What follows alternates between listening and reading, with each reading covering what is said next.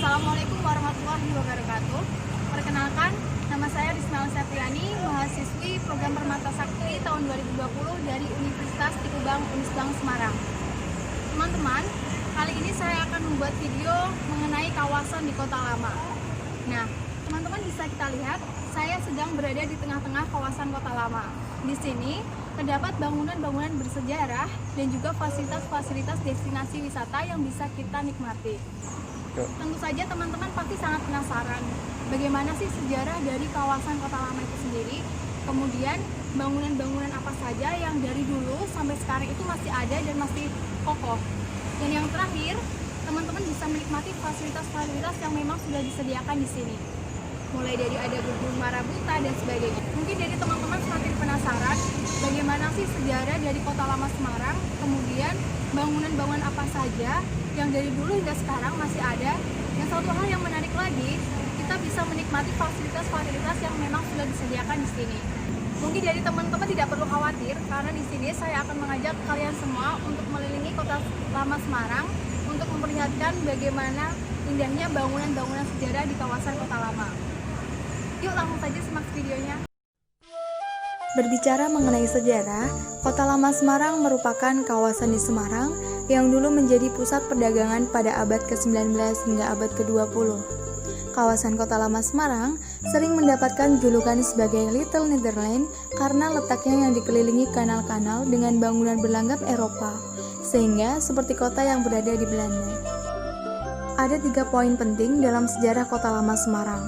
Yang pertama, dimulai dengan adanya perjanjian antara Kerajaan Mataram dan VOC pada tanggal 15 Januari 1678. Pada saat itu, Amangkurat II menyerahkan Semarang kepada pihak VOC sebagai pembayaran. Setelah berada di bawah kekuasaan penuh VOC, kota Semarang pun mulai dibangun. Dan yang terakhir, adanya pembangunan benteng Fitzroy yang bertujuan untuk mengamankan warga dan wilayahnya.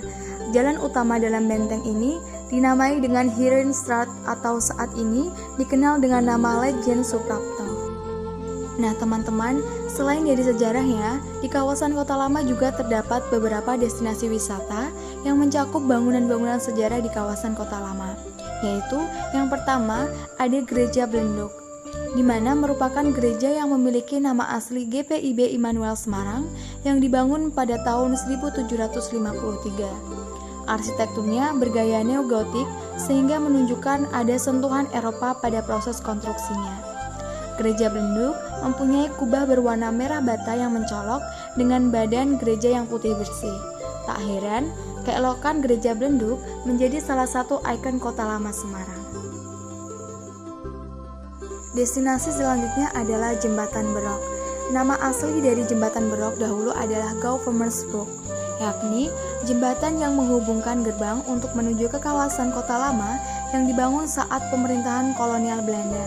Tepatnya, penghubung utama antara Jalan Pemuda dan Empu Tantular yang dibangun pada tahun 1705. Jembatan ini memiliki nilai historis yang cukup tinggi karena bentuknya yang masih bisa dipertahankan seperti dulu hingga saat ini. Selanjutnya adalah Gedung Jiwasraya.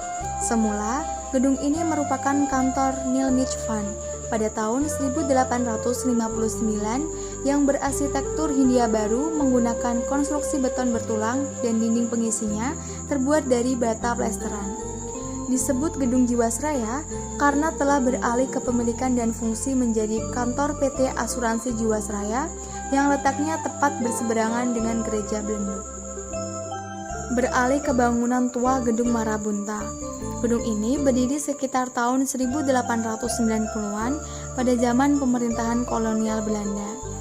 Gedung Marabunta memiliki ornamen seperti berbentuk semut warna merah raksasa yang berdiri megah. Biasanya, Gedung Marabunta juga digunakan untuk pertunjukan opera dan kafeteria. Selain itu, ada juga Taman Sri Gunting. Taman yang berada di sebelah timur dari Gereja Belenduk, tepatnya berada di Jalan Lejen Suprapto nomor 32, yang memiliki berbagai spot foto menarik seperti kereta Cina, becak ontel, sepeda bunga, Vespa, hingga motor antik. Dan yang tak kalah menarik lagi, ada pula Old City 3D Trick Art Museum, di mana buat teman-teman yang memiliki hobi foto atau gemar berfoto, tempat ini bisa menjadi pilihan kalian. Lokasinya di kawasan Kota Lama Semarang, tepatnya 50 meter dari Gereja Belenduk dan Taman Sri Gunting. Biasanya, tempat wisata ini menawarkan 108 latar foto 3 dimensi dengan tema yang berbeda-beda. Selanjutnya ada juga Gedung Semarang Creative Gallery, di mana gedung ini berada di kawasan Kota Lama Semarang, terletak berseberangan dengan Old City 3D Trick Art Museum. Di dalamnya terdapat banyak sekali pedagang yang menjual produk-produk unik seperti batik, tas, gelang, dan kerajinan lainnya. Dan yang terakhir, mengenai destinasi wisata bangunan bersejarah yang saya kunjungi, ada Gedung Marba. Jadi, pada abad ke-19 dipercaya menjadi abad dibangunnya Gedung Marba yang memiliki desain 2 lantai dengan tebal dinding kurang lebih 20 cm. Ciri khas dari Gedung Marba adalah warna merah tuanya yang mencolok yang dihasilkan dari material batu bata. Itulah beberapa destinasi bangunan-bangunan bersejarah yang ada di Kota Lama Semarang.